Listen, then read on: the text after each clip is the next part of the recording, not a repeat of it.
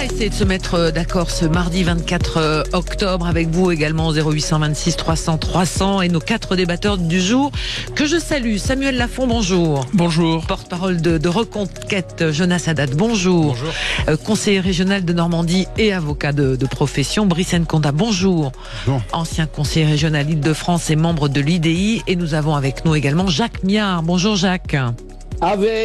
Ave César, maire LR de Maison Lafitte. Tout va bien à Maison Lafitte, Jacques? L'ordre règne à Maison Lafitte. Allez, on va dans un instant parler avec vous quatre. Je souris, mais l'actualité est toujours aussi pesante et chargée. Emmanuel Macron donc a atterri ce matin à Tel Aviv en Israël. Il a rencontré les familles des victimes et des prises d'otages du Hamas avec une visite présidentielle française qui est décortiquée. Est-ce que le pari d'Emmanuel Macron est risqué là-bas? Est-ce qu'il peut également dénouer la situation trop tard ou trop tôt? On va voir ça dans un instant. Les débats houleux hier après-midi à l'Assemblée nationale autour de la situation au Proche-Orient. On reviendra également sur cette phrase. La France de Darmanin est devenue le pays où le seul crime de Benzema est de s'appeler Karim. C'est ce qu'a dénoncé hier Mathilde Panot lors de son discours à l'Assemblée nationale. Et puis un sujet proche de nous aussi, c'est celui du budget du financement de la sécurité sociale. Il arrive aujourd'hui à l'Assemblée nationale. On va scruter de près ce qu'il va être débattu, et notamment les arrêts maladie qui sont dans le viseur. Est-ce qu'on peut arriver à mettre fin aux abus? Allez, on commence avec vos coups de cœur et vos coups de gueule respectifs. Jacques, je me tourne vers vous parce que on n'est jamais mieux servi que par soi-même. Vous avez un coup de cœur. Absolument, c'est un coup de cœur pour mon livre qui s'intitule Bye Bye Démocratie. Charité bien ordonnée commence par soi-même. Exactement, mais vous avez entièrement raison. J'appelle votre attention, c'est un petit ouvrage de 100 pages, donc il se lit assez facilement. Et pour rien vous cacher, un certain nombre d'anciens ministres m'ont dit qu'ils l'avaient beaucoup apprécié. Et donc, je passe en revue tous les dysfonctionnements en France avant d'arriver à un sursaut. Bien évidemment, je ne vais pas vous dire, mais je recherche le Cincinnatus qui va relever la République. Parce que il faut avoir le sens de l'État, le sens du service public, le sens de la cohésion nationale. Donc, tôt ou tard, ça prendra du temps. Malgré tous les problèmes que nous rencontrons aujourd'hui en France, ne baissons pas les bras et retrouvons un Cincinnatus qui redresse le pays et la nation. Je le recommande, il s'appelle Bye Bye Démocratie, vous le trouvez à la Fnac, vous le trouvez partout, il est édité par Robert Laffont. Je vous le dis, c'est un coup de cœur pour une fois, parce que j'estime que charité bien ordonnée commence par soi-même. Voilà, je vous le recommande. Montrez-nous la couverture pour ceux qui nous regardent en visio. Voilà, Bye Bye Démocratie, petit livre. Bye Bye Démocratie, parce que actuellement, je crois qu'il y a un gros problème, que ça soit à l'Assemblée nationale, que ça soit la multiplicité, la prise de parole et de pouvoir par la technostructure, tant au niveau national qu'au niveau européen. Et là, il y a un problème majeur. Aujourd'hui, il n'y a plus de démocratie locale.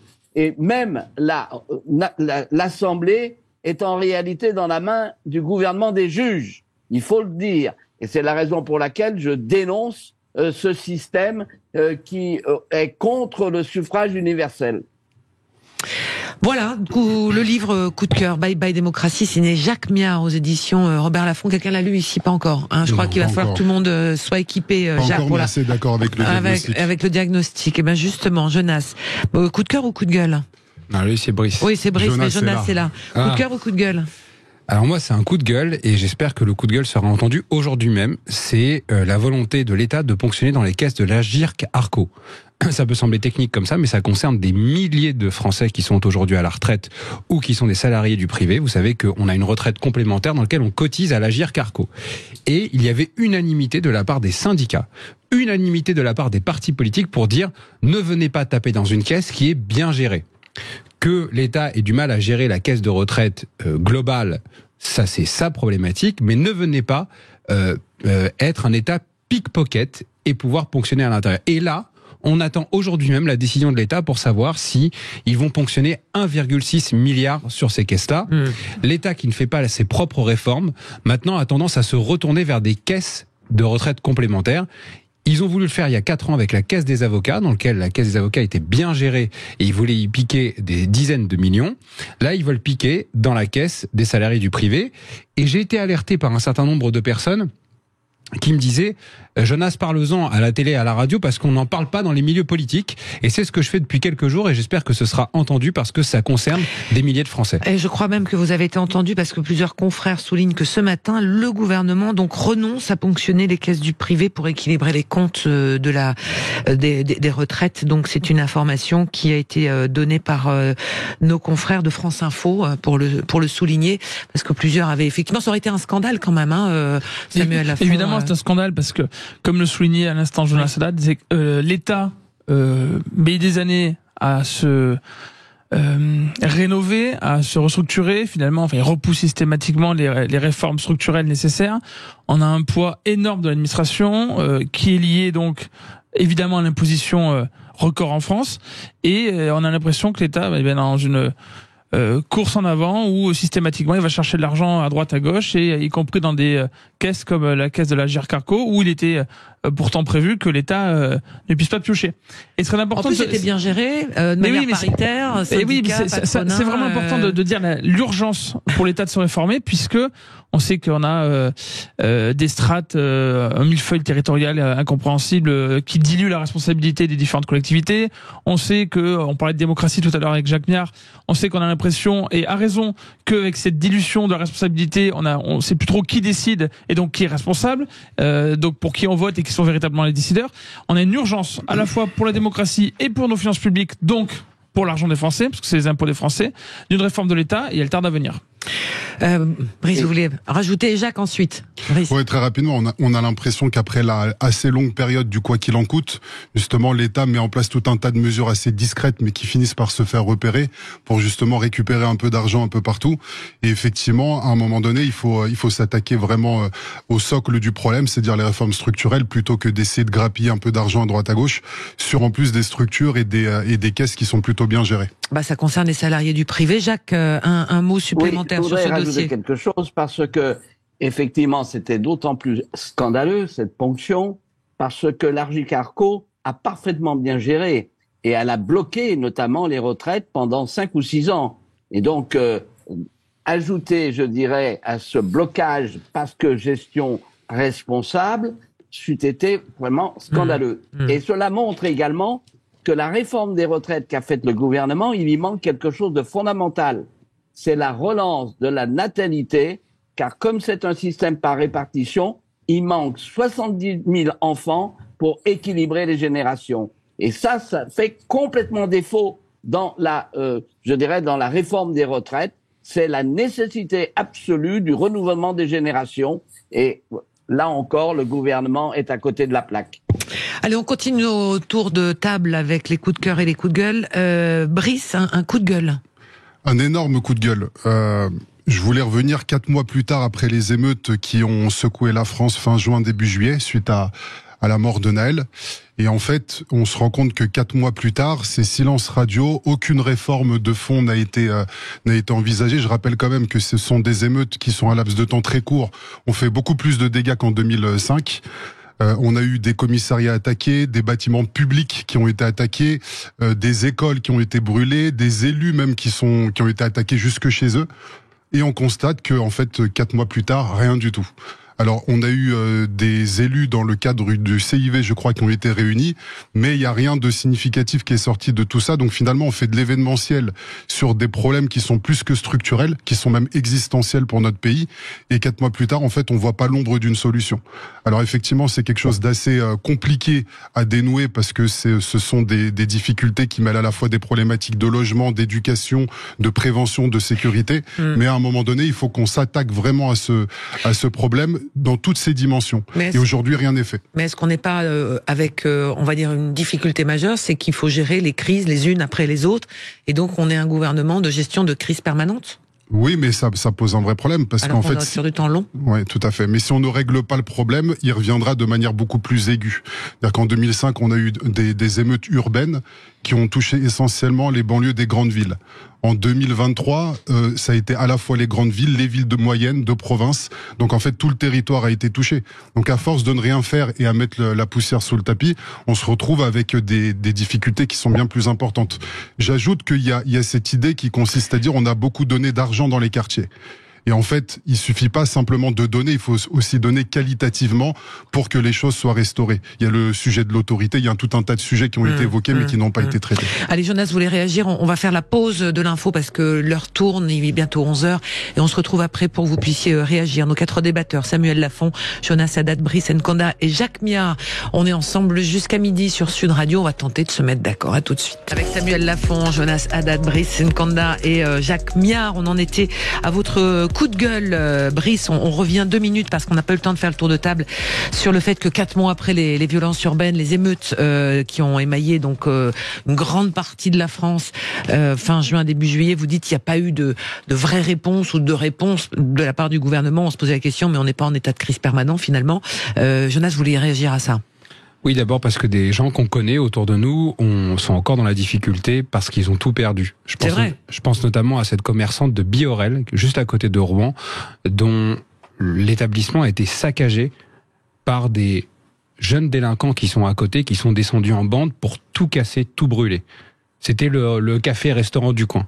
Et elle se retrouve aujourd'hui, mais vraiment dans un état très difficile, avec un enfant handicapé, avec des difficultés avec son conjoint, avec des assurances qu'ils ne veulent pas payer. Donc, bien évidemment, l'actualité est passée, mais il y a des gens qui sont encore dans une galère très profonde. Et à côté de ça, cette mise sous le tapis que vous évoquiez tout à l'heure, on la voyait arriver. Quand, lorsque Emmanuel Macron, dans son interview de rentrée au Point, passe la moitié de l'interview à minimiser ce qui s'est passé dans les émeutes en disant au Danemark, en Angleterre, il y a eu pire, ou en disant oh vous savez finalement il faut pas se poser la question de l'immigration. Quand vous avez Gérald Darmanin qui dit que en fait ces émeutes sont plus le fait, je le cite, c'est pas mes propos, de Kevin et de Matteo. Cette volonté de toujours tout minimiser, de toujours tout relativiser, fait que évidemment on va courir de crise en crise parce qu'on ne s'attaque pas aux racines même du problème. Les racines même du problème sont que dans certains quartiers, de plus en plus nombreux, qui ne sont pas uniquement des quartiers de banlieue, mais aussi des quartiers de la France périphérique, des personnes ne se reconnaissent plus dans le pacte républicain et français. Et donc considèrent qu'on peut attaquer effectivement des écoles, des commissariats, des commerces, sans qu'il y ait une réelle réponse à la fois politique et judiciaire. Et j'ajouterai pour une chose, qui va payer tout ça? C'est nous. Parce que ce qui se passe, c'est qu'aujourd'hui, les communes sont obligées de tout reconstruire. Et pour reconstruire, elles sont donc obligées de s'endetter. Et donc, pour s'en payer l'endettement, elles sont donc obligées de lever plus d'impôts. Donc, en fait, nous allons payer pour des personnes qui ont détruit notre propre cadre de vie. Et ça, je pense que plus personne ne l'accepte. Et le leur, puisqu'ils s'en sont pris aussi des centres de distribution, à leurs écoles, aux centres de loisirs, enfin, à des endroits où leur famille, ou en tous les cas, ils ont l'habitude. Réponse aussi, j'ajouterais qu'une des réponses pour essayer de freiner, puisque c'était un des constats, c'est qu'il y avait beaucoup de jeunes lycéens, ils ont remis le bac au mois de juin. Ça faisait partie des argumentaires aussi pour la reconquête du mois de juin, pour éviter de laisser les jeunes dans la rue. Important, mais anecdotique. Important, je suis pas d'accord avec vous. On est revenu à la situation antérieure. On revient à la situation par rapport au baccalauréat, certes, avec des problèmes d'organisation, mais c'est vrai que l'organisation, le fait qu'au mois d'avril, les élèves n'avaient plus d'obligation véritable de pouvoir d'être présents en cours, a fait qu'il y en a beaucoup qui étaient plutôt à l'extérieur, à devoir faire des choses pour s'occuper. Christine, le problème est bien plus profond. Bien sûr, je sais, assez naïf de penser que c'est qu'une des solutions. Mais simplement, ça fait partie des éléments, des éléments contextuels, en tous les cas, qui ont aggravé la situation. Sur les émeutes urbaines, on sait, malheureusement, comme ça a été dit, que le gouvernement Macron a relativisé le problème. Avec l'histoire des Kevin et Matteo, même s'il a affiché beaucoup de policiers dans la rue. Il a fait un discours, il a prononcé 23 fois le mot ordre. Oui. Sauf que, moi, je vous donne un symbole. En ce moment, là, on passe d'un problème à un autre. On a des alertes à la bombe en France. On a Versailles qui a été évacué, le château de Versailles 7 fois en 7 jours. Il y a quelqu'un qui est passé au tribunal récemment. Alors, le parquet a fait appel. Et vous savez ce qu'il a pris comme peine? Alors qu'il encourait 2 ans de prison et je sais plus combien de... C'est 30 000 euros d'amende. 30 000 euros d'amende. il a pris 1 000 euros d'amende. 1 000 euros d'amende. Donc là, le parquet fait appel, mais on a un problème. Homme qui a 37 ans, oui. voilà. Peu importe. La réalité, c'est que la justice doit frapper derrière, parce qu'elle représente. Il y en a moins cette semaine, vous avez remarqué? Pour l'instant, on juge au nom les juges jugent au nom du peuple français, et on se retrouve avec des décisions judiciaires, pénales complètement délirantes, puisque sur les émeutes, on a un problème d'immigration, on a un problème pénal également. On parlait pacte républicain, pacte avec la France. Français pour la plupart. Le fait est que ce sont des Français pour la plupart. Je vous parle pas de la nationalité. Le fait est que on a des soucis à la fois donc d'immigration, et on verra si le gouvernement fait quelque chose avec la loi immigration. Pour l'instant, on sait que les Français sont plus de 70% à considérer que le gouvernement n'est pas capable de gérer correctement l'immigration aujourd'hui. Ils ne font pas confiance au gouvernement sur le texte immigration qui va passer au Sénat à partir du 6 novembre et ensuite à l'Assemblée nationale. Et on a évidemment des problèmes sécuritaires. On attend cette réforme de la justice qui fera en sorte que les délinquants et les criminels soient condamnés à hauteur. Et c'est quelque chose qui est soutenu par la très grande majorité des Français, et ça tarde encore à venir. De même manière qu'on parlait de cette réforme de l'État qui tarde à venir, la réforme de la justice est importante. On manque de moyens dans la justice par rapport aux autres pays européens, mais aussi on doit avoir des juges qui punissent sévèrement à hauteur de ce que prévoit le code pénal. Jacques Miard, vous vouliez intervenir sur ce débat du bilan des émeutes. Je suis assez d'accord avec tout ce qui vient de se dire, mais j'ajouterai 2 choses. Il faut différencier ce qui est je dirais les dégâts suite à une émeute. C'est à l'État d'indemniser. La responsabilité de l'État doit être engagée, et je m'étonne effectivement dans le cas qui vient d'être mentionné sur cette femme dont la boutique a été détruite et avec un enfant handicapé, qu'elle n'ait pas reçu très rapidement, je dirais, une aide de l'État pour réparer sa boutique. Deuxièmement, il y a le problème de fond, et là effectivement le problème de fond, c'est est-ce que aujourd'hui on a un certain nombre de personnes qui admettent qu'on vit dans un pays démocratique, on vit dans un pays avec des services publics, et on vit dans un pays dans lequel la France existe. Et donc là, c'est le problème, c'est un quasi-problème culturel. Il faut réenseigner à ces jeunes, et avec des sanctions si nécessaire, que effectivement en France, on se conduit d'une certaine manière et on ne casse pas les services publics. Donc il faut à la fois sanctions, et il faut que ça passe dans les esprits. C'est un problème de combat culturel. Les hussards de la République doivent faire leur travail, et il est urgent, bien sûr, d'agir à ce titre. Et malheureusement, ce n'est pas du tout le cas. Allez, on continue parce que l'heure tourne, et je voudrais qu'après on entre dans les sujets de l'actualité du jour avec l'arrivée donc d'Emmanuel Macron ce matin à Tel Aviv, mais on continue avec les coups de cœur et coups de gueule. Samuel, vous terminez ce tour de table avec un coup de gueule. Un coup de gueule contre les immigrationnistes. Vous le savez, la très grande majorité des Français sont opposés à l'immigration massive. Et c'est de plus en plus prégnant. L'immigration massive a des conséquences négatives au niveau social, au niveau culturel, au niveau économique, au niveau sécuritaire, évidemment. Pire que ça, l'immigration massive apporte sur notre territoire des terroristes islamiques. Un article est sorti récemment pour le rappeler. Terroristes du Bataclan, terroristes pour nos voisins belges de Bruxelles, le terroriste de l'attentat du marché de Noël, le terroriste de Nice. Bref, cette immigration massive, entre autres, apporte la mort sur notre sol. Donc les immigrationnistes qui soutiennent l'immigration massive vous mettent en danger directement, et ils mettent en danger de mort vos enfants. J'ai envie de dire aux personnes qui ont soutenu pendant des années l'immigration, il n'est jamais trop tard pour reconnaître ses torts. Le fils de Bernard Tapie l'a fait récemment dans une vidéo qui buzz sur Internet en expliquant que son père avait tort. Henry Kissinger lui-même, secrétaire d'État américain, à 100 ans, a reconnu que l'immigration massive était une erreur. Vous pouvez changer d'avis. Il vaut mieux reconnaître ses torts maintenant. Ouais. Et j'ai envie de dire, pour terminer, à tous les Français qui s'opposent à l'immigration massive depuis des années, qu'ils ont raison, qu'ils ne sont pas seuls, contrairement à ce qu'on essaie souvent de leur dire, qu'ils sont majoritaires, qu'il faut qu'ils continuent à se faire entendre par leur vote et à parler autour d'eux, puisqu'ils convainquent chaque jour davantage de monde. Ça, c'est la position, j'imagine, de Reconquête. Vous en êtes le porte-parole, Samuel Lafont, rapidement pour réagir. Oui, très rapidement. En fait, le sujet de l'immigration, c'est effectivement un sujet qui doit être maîtrisé, mais il faut pas non plus tomber dans des extrêmes en termes de conception. Pour moi, la seule façon de vraiment juguler l'immigration, c'est s'attaquer à sa cause, c'est dire les causes pour lesquelles les gens émigrent. Oui, mais au-delà du projet de loi, à un moment donné, il faut aussi que les gens qui émigrent pour le travail puissent trouver du travail chez eux et donc favoriser justement cet écosystème là-bas. Maintenant, le sujet, on pourra mettre des murs, des gardes frontières, tout ce que vous voulez. Les gens ne s'arrêteront pas de venir. Donc, on peut faire effectivement tous les projets migration. On a quand même un sujet, c'est qu'il faut régler le problème à l'origine.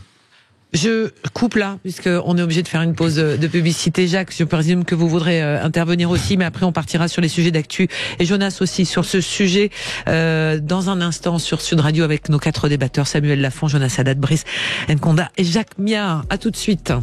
Avec Jacques Miard, Brice Nkonda, Jonas Haddad, Samuel Lafont, on continue de débattre. On avait nos coups de cœur et nos coups de gueule. On clôt ce tour de table après donc le coup de gueule de Samuel Lafont contre les immigrationnistes. On voulait faire tourner la parole. Jonas, sur ce coup de gueule, c'est-à-dire dire immigration zéro. Non, moi je suis pas pour une immigration zéro. Si vous ne mettez que des mathématiciens chinois et des ingénieurs indiens, je suis pas pour limiter l'immigration. Moi je suis pour limiter une immigration qui est non qualifiés dans une société française qui a besoin de qualification. Alors vous en faites quoi des sans-papiers qui sont en train de construire le Paris Express et les JO de Paris qui ont manifesté pour avoir des papiers? Eh ben normalement ils devraient pas être là. Oui, mais les entreprises qui les embauchent, accessoirement. Juste poser une question. Les entreprises qui les embauchent sont elles aussi complices de l'immigration illégale. Et il y a des boîtes d'intérim, il y a des grands groupes. Elles sont aussi complices. Ça s'appelle être complice dans le cadre d'une infraction pénale. Voilà. Et donc elles doivent être également traduites en justice. Est-ce qu'il n'y a pas une forme d'hypocrisie sur ça, sur le choix de trier? Est-ce qu'il n'y a pas une forme d'hypocrisie? Non, mais je pose la question. Moi, je pose simplement la question parce que qui est hypocrite? Je sais pas. Les entreprises qui emploient. Ah oui, peut-être, oui. Mais nous, on est des politiques et notre rôle, c'est pas de faire plaisir aux entreprises. C'est de faire plaisir, pas faire plaisir, pardon, c'est pas là, c'est de rechercher l'intérêt général. L'intérêt général, c'est de dire qu'on est dans une société dans laquelle aujourd'hui, légalement, par année, on accueille 500 000 immigrés, pour la plupart qui sont non qualifiés, dans une société française qui a besoin de qualification, parce que résultat des courses, ce qui est en train de se passer, c'est qu'à force de fracturer le pacte social par une immigration incontrôlée, on est en train de faire partir les talents de notre pays et de faire venir les gens qui ne sont pas talentueux. Par exemple, dans les hôpitaux, les médecins tunisiens, algériens, j'ai juste une question. Les services, les infirmières aussi. Donc avant l'arrivée de ces personnes-là, les hôpitaux ne fonctionnaient pas. C'était pas tout à fait pareil en termes de formation. On a mais est-ce que vous trouvez ces derniers temps que les services publics fonctionnent mieux par l'arrivée de ces personnes? C'est pas de leur faute non plus. Attention, il faut pas jeter l'opprobre sur des gens qui font tourner nos hôpitaux, etc. Mais monsieur, je n'ai pas dit que c'était de leur faute. J'ai juste dit que vous dites heureusement qu'ils sont là. Tant mieux s'ils viennent bosser. J'ai pas dit heureusement qu'ils sont là. C'est un fait. Ils sont là, ils font tourner les hôpitaux. Mais c'est un fait. Ils guérissent des gens. C'est un fait qu'il y a 40 ans, on guérissait aussi les gens en France. Aussi, oui. Voilà, donc on n'a pas besoin d'immigration spécifique. On n'était peut-être pas 67 millions non plus. Il y a 40 ans. Mais 67 millions, pourquoi? Parce qu'on a fait venir 500 000 personnes par an. Le débat n'est pas là, mais simplement, voilà, donc, ça c'est votre position. Oui, évidemment, la population augmente. Et Brice, et on termine là-dessus. Jacques, intervenez. Quelque chose. Premièrement, dans les hôpitaux, pour connaître un peu la situation, vous avez des gens qui sont totalement en situation régulière. Alors que ce que vous avez mentionné sur les entreprises françaises, elles se foutent de la gueule du monde parce qu'elles sous-payent ces gens-là, tout simplement. Et donc je dirais, de ce côté-là, ne vous faites pas des marchands d'esclaves, parce que je trouve ça des points. Mais le problème majeur, c'est qu'on n'est pas à la fin des migrations. On est au début, je dirais, des flux migratoires en raison de l'explosion démographique de l'Afrique. Mais monsieur, c'est faux. C'est parce qu'on... Laissez terminer, Jacques. Il faut trouver des possibilités qu'ils restent chez eux. C'est le contrôle de la croissance démographique, la maîtrise de la croissance démographique et le fait de créer des entreprises chez eux pour leur donner du travail. Tout à fait d'accord avec Jacques. C'est une politique qui serait efficace. Malheureusement, aujourd'hui, on a eu le sentiment que l'Afrique, on voulait l'ignorer et qu'on voulait l'abandonner. Et donc, il faut reprendre complètement notre politique du développement parce que là est la question face à l'explosion démographique.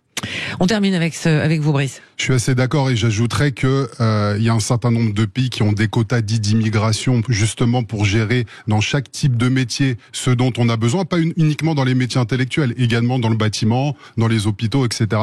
Ce que je veux dire par là, c'est qu'à un moment donné, il faut juste avoir une politique qui soit une politique d'intégration et pas d'accueil. Aujourd'hui, on a une politique d'accueil avec des gens qui stagnent et il n'y a aucun projet d'émancipation et d'insertion. Ce qu'il nous faut, Ce qu'il nous faut, c'est une politique qui soit maîtrisée avec des quotas d'intégration en fonction de là où sont nos besoins. Et nos besoins, ils sont pas uniquement dans les métiers intellectuels. Ils sont dans tous les types de métiers. Vous pouvez reconnaître, et c'est les chiffres de l'INSEE, que l'immigration qu'on fait venir en France est particulièrement sous-qualifiée. C'est pas moi qui le dis. Je veux dire, à un moment, il faut arrêter de se voiler la face. Il y a les deux. Je termine, hein, c'est factuel. Hein, voilà, parce que sur ce dossier, on a quand même gros sentiment et la difficulté d'entendre que... Non, c'est pas ça, c'est que il n'y a pas de débat apaisé. On peut parler de sujets, mais celui-là pas. Simplement, c'est un appel, puisqu'il va y avoir le débat, vous le dites au Sénat, qui va démarrer, puis après à l'Assemblée nationale, des professionnels du soin à domicile qui disent on a besoin de main d'œuvre, puisque une réalité, c'est que on ne trouve pas. Vous savez, voilà. vous savez, je pose ça. Vous avez c'est une main. Alors, vous l'êtes qualifié de pas qualifié ou pas. Moi, je dis simplement que si on nous présente l'immigration que comme chose qui est qualifiée, ça me va bien. Deuxièmement, je suis certain que lorsque vous faites des sondages auprès des gens qui sont aujourd'hui des professionnels dans le service à domicile et qui sont notamment dans les zones périrurales et périurbaines, ce sont les mêmes qui, à côté de ça, votent pour le Rassemblement national. Donc d'un côté, il y a une forme de schizophrénie de la part des gens qui disent nous, on veut plus d'immigrés parce qu'on a besoin d'eux immédiatement en termes de main-d'œuvre et donc pour les payer pour des rémunérations qui sont pas assez importantes. Et d'un côté, on va voter pour le RN parce qu'on se plaint des causes de ce qu'on est en train d'importer. Donc, il faut qu'on soit beaucoup plus clair. On est dans un pays qui a aujourd'hui encore des gens qui sont au chômage. Nous n'avons pas besoin d'une immigration massive pour faire en sorte de répondre à des besoins. Il y a encore 10 ans, on était à 200 000 immigrés. Est-ce que notre pays était sous-administré? Est-ce que notre pays était en déficit de main-d'œuvre? Non. Nous sommes passés de 200 000 à 500 000. Ces 300 000 complémentaires, je le dis, ne sont pas nécessaire. Voilà, sinon, si on veut faire augmenter le RN, on continue comme ça tous les ans, et vous verrez dans quelques mois, enfin bon, il y a les européennes qui viennent bientôt, les gens n'en peuvent plus. Et moi, je ne veux pas d'une réponse qui soit extrême, je veux d'une réponse qui soit républicaine, c'est tout. Allez, c'est un débat qu'on aura très certainement, je rappelle, donc le projet de loi immigration qui arrive d'abord au Sénat le 6 novembre prochain, la semaine prochaine, donc fin de semaine prochaine, début de l'autre. On aura l'occasion d'y revenir. Maintenant, l'actualité avec vous quatre, messieurs, le déplacement d'Emmanuel Macron, qui est arrivé donc ce matin à Tel Aviv. Il a déjà rencontré des proches des familles des victimes et des Français qui sont retenus en otage par le Hamas. Un bilan qui s'est d'ailleurs alourdi. Que faut-il attendre du déplacement d'Emmanuel Macron en Israël? Et il doit aller aussi du côté de Ramallah. Qui veut commencer sur ce sujet? Jacques. Écoutez, je vais vous dire une chose.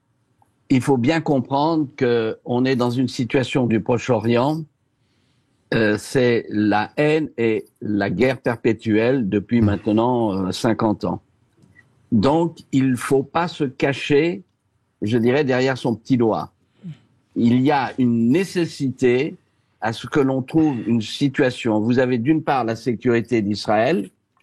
Il n'y a pas besoin d'insister par rapport à ce qui vient de se passer. Mais vous avez aussi la nécessité de prendre en compte la question palestinienne. C'est aussi simple que cela. Donc, le président de la République a repris ce qui a toujours été la position de la France, des deux États. Vous allez me dire, c'est utopisme. Le seul problème, c'est qu'il y a un moment, il faut avoir du courage. On a effectivement un gouvernement en Israël qui est formé de gens qui sont ultra-droites et qui poussent à la colonisation de la Cisjordanie. Et que ça, ce n'est pas acceptable, parce que ça rend très difficile une solution de deux États. Et puis vous avez ce que, encore aujourd'hui, Renaud Girard appelle la plus grande prison, à savoir Gaza, à ciel ouvert. Et là encore, c'est un problème majeur. Donc, si on n'arrive pas à résoudre ça, si on n'arrive pas à avoir, notamment en Israël, des gens qui vont comprendre qu'il faut aller de l'avant et revenir à quelque chose de rationnel, eh bien, on aura malheureusement une bombe explosive en permanence au Proche-Orient, avec, bien sûr, la possibilité que ça s'élargisse. C'est pas parce que l'Égypte est très modérée, mais d'autres le sont un peu moins. Donc, ce que le président de la République, si j'en crois les informations de presse qui sont données ce matin, veut aller dans cette direction des deux États avec, je dirais, un parler franc à nos amis israéliens, eh bien, il est dans la bonne direction. Mais ça va pas se passer demain matin. C'est une politique de long terme et qu'il va falloir tenir quoi qu'il arrive. Allez, on continue le tour de table. Merci Jacques. Et puis effectivement, là, dans les dernières informations, on va faire une petite pause là de 11h30 avec la pub, et puis on se retrouve juste après avec les informations aussi qui nous arrivent, avec ce souhait que l'on dit du côté du chef de l'État, vouloir aussi mettre la pression pour la libération des otages. Voilà, donc la visite d'Emmanuel Macron en Israël ce matin, on y revient avec nos 4 débatteurs. On va tenter de se mettre d'accord ce matin, mais on va presque y arriver, je suis sûre. À tout de suite. En compagnie de Jacques Miard, le maire LR de Maison Lafitte, Brice Nkonda, ex-conseiller régional en Ile-de-France, membre de l'UDI, Jonas Haddad, conseiller régional, vous, de Normandie, avocat, et Samuel Lafont, le porte-parole de Reconquête. Donc on était à l'arrivée donc d'Emmanuel Macron ce matin en Israël. Alors beaucoup disent c'est peut-être un peu tard, mais en même temps fallait y aller. Information également qui est donnée par nos confrères qui suivent la visite présidentielle sur place. Il a rencontré le président israélien, le président Herzog, avec une volonté affichée de la part de l'Élysée, c'est de mettre la pression pour la libération des otages. On rappelle qu'il y a encore des franco-israéliens qui sont retenus en otage par le Hamas. On faisait tourner la table. Jacques, vous étiez exprimé sur ça. Qui veut continuer sur ce Samuel? Oui. On entend aisément qu'Emmanuel Macron se déplace là-bas, notamment parce qu'il y a des otages français. On entend aussi que quand il y a d'autres chefs d'État, notamment européens, qui se déplacent pour faire entendre, pour peser, pour faire entendre la voix de leur pays, montrer leur soutien, il y a également certains commentateurs lui reprochent d'être allé là-bas un petit peu tard. On entend aussi la position d'Emmanuel Macron, mais moi ce qui m'intéresse d'abord, c'est les conséquences en France et c'est ce qui se passe pour les Français. Je m'explique. Ça doit être particulier quand même de se mettre à la place des pays alentours, de regarder la France venir, alors pas donner des leçons, mais donner son avis, alors qu'on a des problèmes incroyables. On est l'État européen qui est le plus touché par les attentats. On a des soucis qui sont vus par le monde entier. Par le monde entier désormais. Je parle pas des Japonais. D'accord. Je voudrais qu'on parle vraiment de la visite. Que peut faire Emmanuel Macron à Tel Aviv? Sur le principe, quand même, ça pose question. Parce qu'on peut vouloir régler les problèmes du monde entier, mais d'abord, on a des problèmes graves à régler chez nous. D'abord, le premier sujet, c'est d'aller effectivement éteindre le feu là-bas, non? Et qu'on ne règle pas. Ouais. Alors, si on veut éteindre le feu là-bas, peut-être aussi faut-il avoir un discours. Deux sujets. Un discours clair sur les conséquences que ce qui se passe là-bas à chez nous. C'est-à-dire quand il y a eu l'attaque du Hamas contre, il y a l'attaque terroriste islamique du Hamas contre Israël, on a des gens qui ont soutenu en France sur notre sol ces attaques. Et donc je pense pas qu'on puisse balayer ça du revers de la main, puisque ça a des conséquences pour la sécurité des Français directement. Est-ce que la France, parce qu'on a entendu ce débat aussi, et je voudrais là qu'on entende Jacques, Brice, Jonas sur le poids de la France en termes de diplomatie. On livre des papiers où on trouve par exemple que Catherine Colonna, elle est un peu trop bien voilà. Est-ce que la France peut retrouver cette... On se souvient tous des images de Jacques Chirac dans les rues de Jérusalem. Brice, Jacques et Jonas. Excusez-moi, pardon, juste après on fait tourner la parole. Moi, ce que je pense, c'est que il faut que la France renoue avec sa voix singulière, qui est effectivement la voix de Jacques Chirac, de Dominique de Villepin, qui consiste à avoir une position médiane, parce qu'à un moment donné, il faudra mettre tout le monde autour de la table pour trouver le chemin de la paix. On en est loin, mais il faut qu'il y ait un processus de paix. Aujourd'hui, en fait, on est dans une escalade de la violence entre Israël et la Palestine, et c'est vrai que des deux côtés, en fait, il y a des morts des deux côtés, et on voit mal comment ça peut s'arrêter tout de suite. Il faudrait. J'ai entendu des appels au cessez-le-feu. Je pense véritablement qu'il faut effectivement une trêve humanitaire, qui est l'un des objets du voyage d'Emmanuel Macron. Il faut effectivement aussi un cessez-le-feu et essayer Le problème qu'on a aujourd'hui, c'est que on a Israël qui s'apprête à attaquer la bande de Gaza depuis quelques jours. Ça met un petit peu de temps, notamment pour la question des otages, à mon avis. Et le sujet, c'est de démanteler le Hamas. Mais est-ce qu'on démantèle vraiment le Hamas quand il y a autant de morts civiles du côté palestinien? Au contraire, chaque jour, on crée des nouvelles vocations à la radicalité. Donc il faut faire attention que sur le fait que l'objectif finalement peut être complètement inversé. Donc je pense vraiment que la France a un rôle à jouer. Israël et la Palestine sont aujourd'hui dans un conflit, dans une escalade. C'est le rôle des grandes puissances, les États-Unis, l'Union européenne, d'essayer de calmer le jeu, de mettre tout le monde autour de la table pour pas que la situation s'embrase. C'est très important. Jonas et Jacques, on vous entendra également sur la diplomatie française. Alors, on dit que la France a un rôle à jouer et c'est véridique. On évoque le souvenir de Jacques Chirac et allons-y. Lorsque Jacques Chirac apprend l'attaque du 11 septembre, qu'est-ce qui se passe ?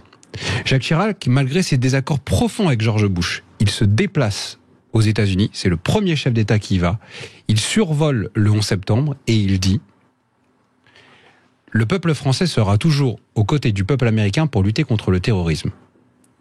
Donc l'idée, si on veut être dans la ligne chiracienne que vous évoquez, qui est peut-être cette ligne médiane, on ne peut pas soupçonner Jacques Chirac de ne pas être dans une ligne médiane, c'est de dire avant tout, n'allons pas donner de leçons à un peuple qui vient de voir ses enfants mourir, décapités, et à des vieillards qui sont encore en otage. Deuxièmement, lorsqu'on est un chef d'État français, il y a un problème majeur, c'est qu'on a des otages français. Donc c'est la priorité numéro 1, c'est de récupérer les otages. Je me souviens de tout ce qu'avait fait Sarkozy pour récupérer des infirmières bulgares. Sinon, on se bat pas pour récupérer des otages français. On sera en dessous de tout.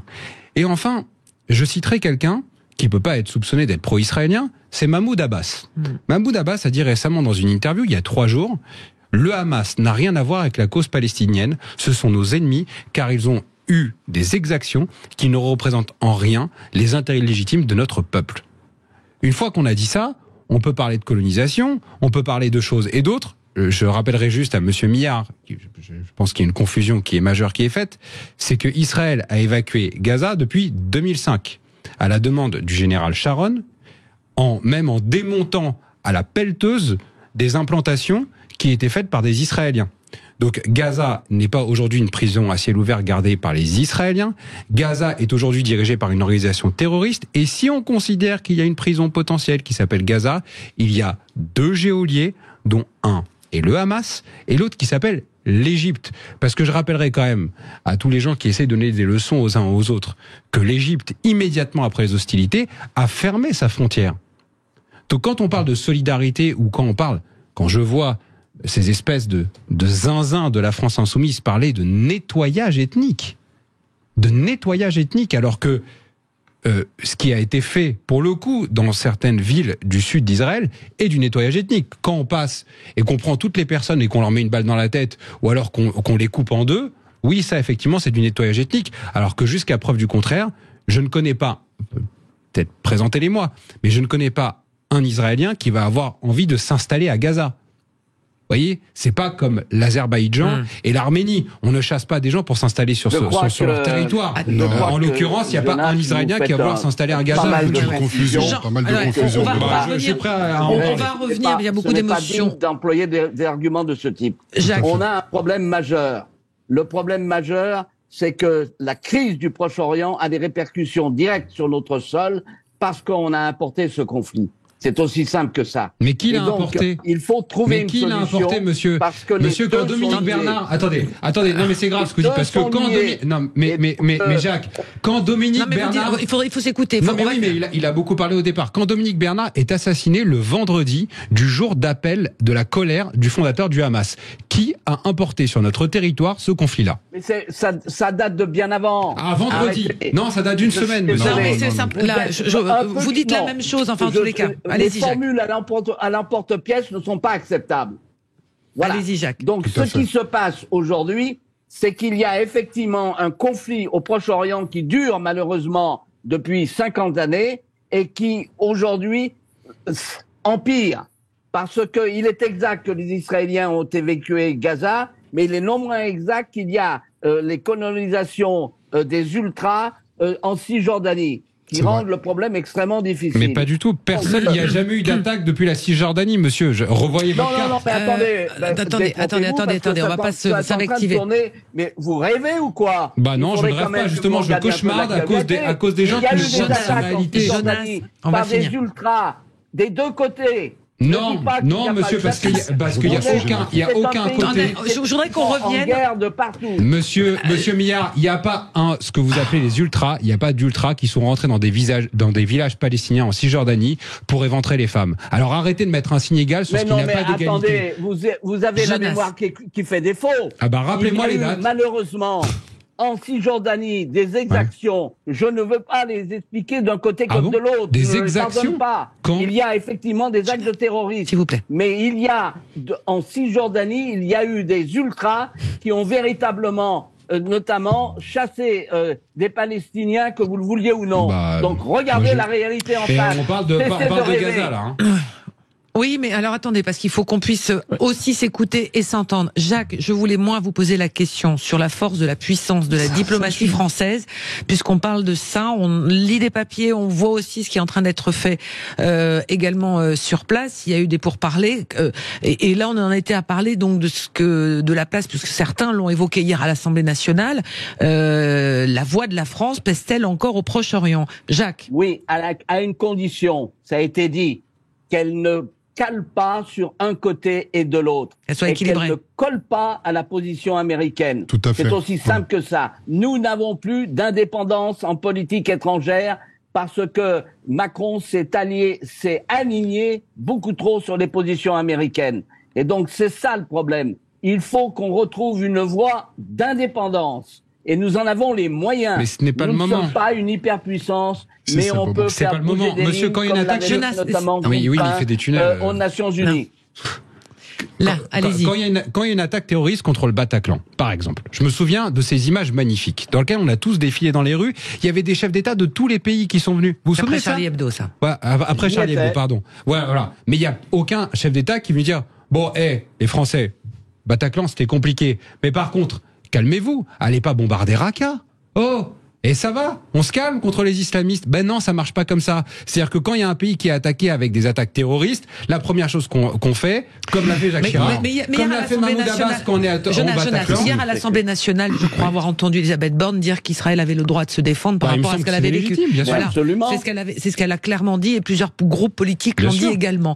Brice également pour ce sujet. Moi, je reviens sur mon sujet initial, c'est que ce que vit le peuple palestinien avec les milliers de morts, ça nourrit la radicalité présente et future. C'est-à-dire que l'objectif qui est de démanteler le Hamas fait qu'en fait on va arriver à quelque chose d'inverse. Et donc faut faire attention que les bonnes intentions que vous présentez, le droit de se défendre, etc. Oui, c'est vrai, ils ont le droit de se défendre, mais jusqu'où? Pour faire quoi? Quelle est la stratégie? Quelle est la stratégie aujourd'hui? Et ce que je pense véritablement, c'est que la France doit proposer une stratégie de sortie. Et la stratégie de sortie, quand il y a la guerre, ça ne peut être que la politique. Le problème aujourd'hui, c'est la représentation de l'autorité palestinienne qui est très faible. On n'a plus personne qui est véritablement crédible. Et effectivement, comme l'a dit Monsieur Miard, du côté de l'Israël, on n'a que des ultra-droites. Et donc, ce qui fait qu'aujourd'hui, c'est polarisé des deux côtés. Ouais. Et on n'a pas la possibilité d'avoir des interlocuteurs crédibles pour essayer de construire ce chemin vers la paix. Donc, fil de crête diplomatique, mais je dirais de toutes les diplomaties internationales compliquées. Hein, vous posiez la question d'abord du poids de la France, du poids diplomatique de la France. C'est la véritable question. Si on est fort, on pèse. Quand on est faible, on pèse moins. La situation dans notre pays compte. Je reviens pas sur ce que j'ai dit, mais la situation dans notre pays compte. Quand on est ridiculisé sur de nombreux sujets internationaux, on est moins membre du Conseil de sécurité de l'ONU. Oui, mais ça suffit pas. Oui, mais sauf que l'image, ça suffit. Non, on n'y serait pas. Ça compte, mais ça ne suffit pas. Je peux rappeler juste une chose sur le Conseil de sécurité de l'ONU. Le soft power quotidien, ça compte. D'accord? L'image de la France, on peut la voir en direct. Maintenant, il y a un truc qui s'appelle Internet. Donc les gens voient la situation de la France. Et la France n'a aussi un risque. D'accord, dans ce sujet-là, c'est que si on veut donner toutes les leçons du monde à un camp comme un autre et qu'on n'est pas écouté du tout, on risque aussi d'être ridiculisé. Donc il faut qu'on fasse attention à ça, parce que c'est facile d'enchaîner des banalités. Mais la question, c'est pas d'être ridicule ou pas, c'est pas le sujet. C'est facile d'enchaîner des banalités en expliquant que il faut arriver à la paix. Oui, effectivement, on préférait qu'il y ait la paix là-bas. C'est pas une banalité, la paix. Ce n'est pas une banalité, la paix. Des dizaines. Mais tout le monde est d'accord là-dessus. C'est pourquoi ça fait des dizaines d'années. Je sais pas si vous êtes d'accord. Ça fait des dizaines d'années que il y a une situation de guerre là-bas. On va pas en claquant des doigts régler la situation, et on va pas non plus pouvoir donner à un peuple des leçons sur la manière dont il va se défendre exactement après ce qui s'est passé. Et effectivement, ça a été rappelé. Je pense que c'est important. Pourquoi c'est important de le rappeler? Pas seulement pour les deux acteurs sur place, mais aussi pour ce qui se passe en France, les conséquences en France. On a des gens en France, notamment LFI, le parti LFI, le parti de Mélenchon, qui a minimisé gravement ce que c'est que des attentats terroristes, avec des gens qui se sont fait décapiter, brûler, des vieillards enlevés, des gens sur les vifs. Voilà. Jonas, pour terminer, puis on fera on clôt sur ce sujet-là parce qu'on arrive. Là où je suis d'accord, c'est qu'on a théorisé notre propre affaiblissement sur la scène internationale. 3 sujets. Très rapidement. D'abord, récemment, avant que le Hamas ne frappe, il y avait un rapprochement entre les pays arabes et Israël par le biais des accords d'Abraham. Oui, c'est vrai. Et malheureusement, la France n'a pas voulu s'associer à ces accords-là en considérant que c'était trop sous la houlette des Américains. Or aujourd'hui, on aurait bien aimé avoir ce rapprochement. Deuxièmement, on a réussi à se fâcher avec des intermédiaires potentiels. On a réussi la prouesse incroyable de se fâcher à la fois avec le Maroc et avec l'Algérie. Très fort. Parce que d'habitude, on était au moins d'un côté ou de l'autre. Et enfin, on est chassé de quasiment tous les pays d'Afrique en raison de notre manque total de discernement sur ce que c'est que potentiellement une politique africaine qui est renouvelée. Et j'en terminerai par là, parce que c'est hallucinant, il faut que les auditeurs le sachent. Au début du quinquennat d'Emmanuel Macron a été envisagé, et je ne le fais pas dans le complotisme, je vous demande d'aller regarder sur Internet, le fait de partager notre siège au Conseil de sécurité de l'ONU avec l'Allemagne. Si on veut s'affaiblir, il faut qu'on continue comme ça. Et après on dira « Ah mais la France avait plus écouté dans le monde ». Ah bah c'est sûr, si on propose nous-mêmes de s'aborder notre propre autorité, eh ben on ne pourra que payer les conséquences de cela. Allez, on continue de débattre avec Jacques. Sur ce point précis, conclure. Vous concluez, Jacques. Non, mais on va pas conclure. Non, mais parce qu'on a la pub, Jacques. C'est pas une question qui va se résoudre en quelques mots. Il est exact que la politique de Macron a été, je dirais, le résultat d'un amateurisme complet. Que ça soit notamment ce qu'il veut faire, la diplomatie franco-allemande avait pour objectif que, effectivement, l'Allemagne puisse être un membre permanent du Conseil de sécurité. C'est aberrant. Donc, on sait très bien qu'il n'a pas été bon partout aujourd'hui et que ce soit en Afrique ou ailleurs. Et en démantelant aussi le service diplomatique français, c'est une faute totale. En revanche, sur l'affaire du Proche-Orient, lorsqu'il va en Israël et qu'il dit qu'il doit y avoir 2 États, je crois que là, il a raison.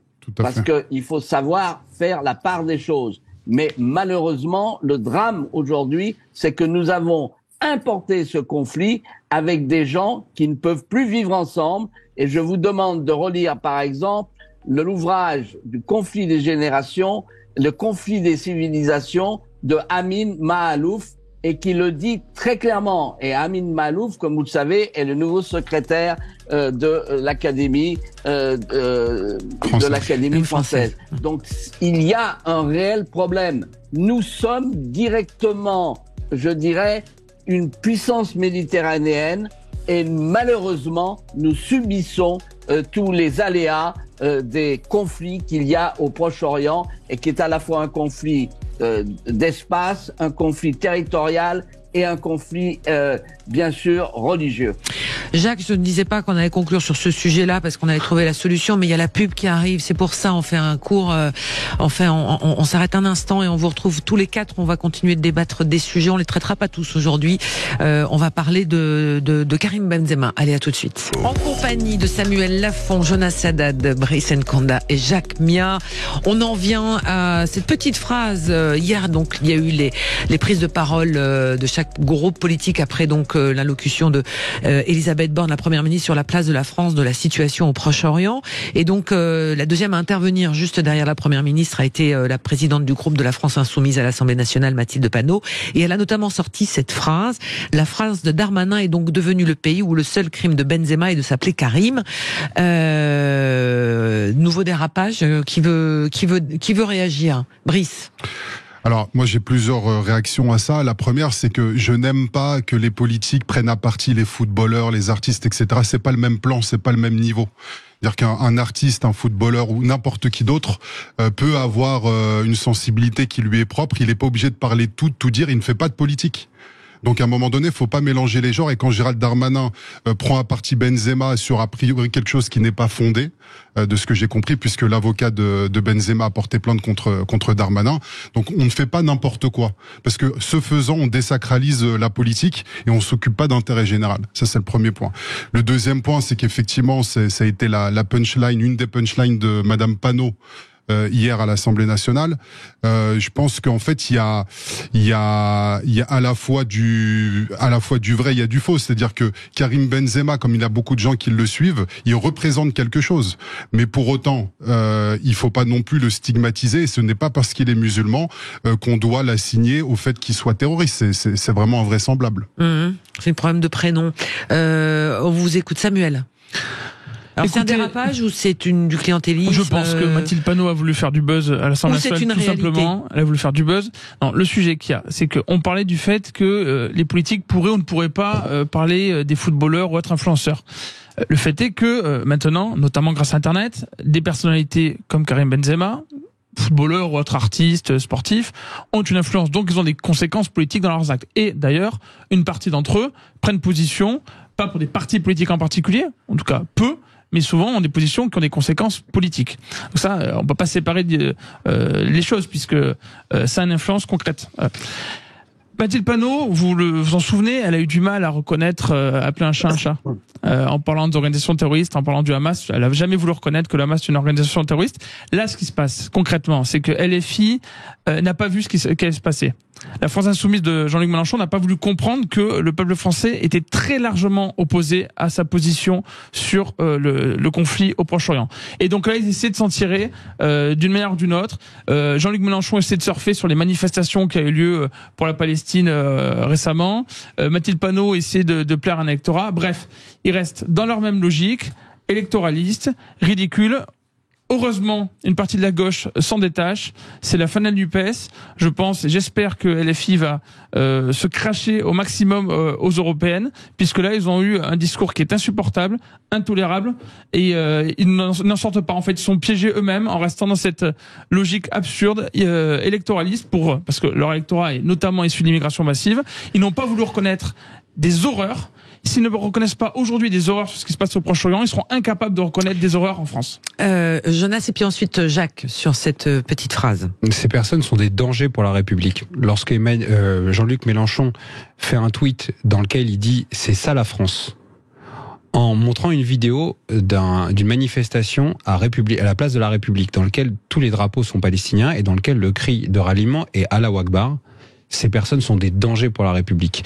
Parce que sauf preuve du contraire, lorsqu'on crie Allahu Akbar avec des drapeaux palestiniens place de la République, alors que 39 de nos compatriotes, 30 ont été tués des Français et 9 sont encore en otage, ça ne veut pas dire, jusqu'à preuve du contraire en français, ramener nos otages. Vous voyez ? C'est pas une façon de faire. Deuxièmement, quant à Madame Panot et Madame Obono, Madame Obono a refusé de qualifier le Hamas de mouvement de résistance et Madame Panot s'enfonce dans l'abject en continuant, si vous voulez, à essayer d'assigner à résidence les Français de confession musulmane. Elle essaye de les faire rentrer dans un combat qui n'est pas le leur. On parlait de ceux qui veulent importer le conflit en France, ils le font. Ils essayent d'importer le conflit en disant « Vous voyez, nous sommes du côté de la cause palestinienne, et comme nous sommes du côté de la cause palestinienne, vous devez voter pour nous. » Je le redis, et c'est des mots qui sont volontairement choisis. LFI, pour moi, en France, ce sont les escortes de la politique. Ils sont prêts à tout pour gagner quelques voix.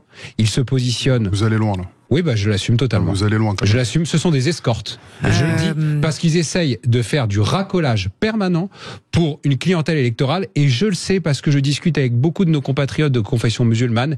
Ils se sentent insultés dans ce racolage bas de gamme.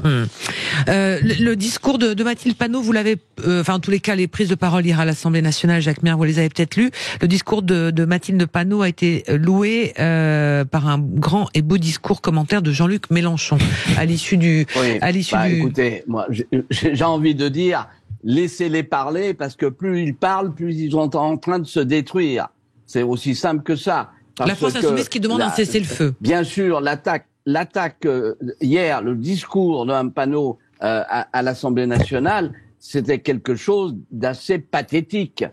Il faut regarder les choses telles qu'elles sont. Il y a de la part, effectivement, mais c'est nouveau, parce que ça avait commencé au PS, avec la volonté de dire il n'y a plus d'ouvriers, donc il faut s'occuper des émigrés. C'est aussi simple que ça, sans se rendre compte que à un moment, ils allaient en faire des alliés, des utiles à leur propre cause. Et c'est pas ça qu'il faut faire, bien évidemment.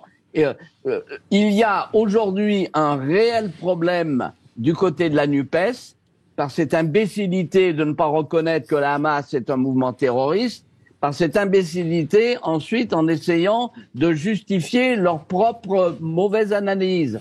C'est incroyable. Donc, cela étant, pour revenir à la question du sport et de l'entrisme d'un certain nombre de frères musulmans, ce matin dans le Figaro, vous avez vu, il y a un long article sur l'entrisme dans le sport et qu'il ne faut pas ignorer. Mais tout ça, c'est une question de combat culturel. Ce n'est pas un combat, je dirais, avec des fusils, c'est un combat pour reprendre main sur des individus qui vont dans le mur. Brice. Ce que je pense, c'est qu'aujourd'hui, on a effectivement une résurgence du religieux qui est liée à l'affaiblissement de l'idéologie politique. C'est-à-dire qu'on est resté sur un logiciel droite-gauche qui s'est épuisé. Et effectivement, le religieux prend une place de plus en plus importante. Mais il faut bien dissocier toutes les choses qu'on est en train de dire. C'est une chose de dire que le Hamas est un groupe terroriste et a commis un acte terroriste. Donc ça, Madame Obono n'a pas été claire du tout là-dessus. C'est une chose. Et c'en est une autre de parler de la question de Karim Benzema et de tout mélanger. Encore une fois, là, on est dans des choses qui sont un peu différentes. Je réitère ce que j'ai dit par rapport à Karim Benzema, c'est que il y a effectivement une partie des Français qui sont stigmatisés, mais il faut pas non plus créer cette association systématique et essentialiser les musulmans en disant que les musulmans sont nécessairement des terroristes. C'est très important de faire cette distinction et de pas tout amalgamer. Sauf que j'ai l'impression que parfois on a tendance à vouloir amalgamer et c'est quelque chose qui est très grave.